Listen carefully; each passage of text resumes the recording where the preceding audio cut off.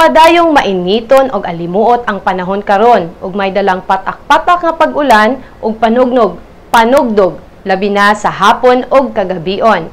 Matud pa sa Pag-asa, ang presensya sa ridge of high pressure area mopadayon sa weather system sa Luzon. Alang sa dugang detalye atong paminawon si Alice Canasa gikan sa Pag-asa Mactan.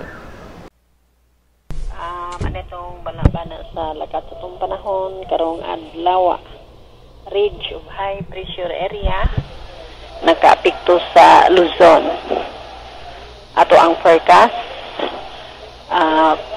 madag-umon ngadto na sa pagkamay madag-umon ang kalangitan ug aduna say panagsam nga pag-ulan-ulan, pagpanugdog ug pagpangilat, ilabi na panahon sa kaponon o kagabion. Kini magpasulabi sa tibuok nasod, lakip nan ini ang tibuok lalawigan sa Subo. Samtang mahinay nga tus kasarangan hangin gikan sa silangan nga rin sa bagatang silangan mao say magpasulabi nga mohoro sa tibuok nasod.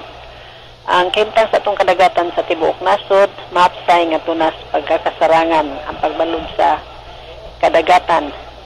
Ang banabanang sukod sa atong temperatura karong adlaw nagasukad gikan sa 26 ngadto sa 35 degrees Celsius. Dinhi sa Subo ang adlaw misilang kagana alas 5:22 sa buntag ug mosalok alas 6:04 unyang hapon. Atong dinhi lang ko to mga tong weather update. Gikan diri sa Pag-asa Mactan, Alice Canasa, maayong buntag.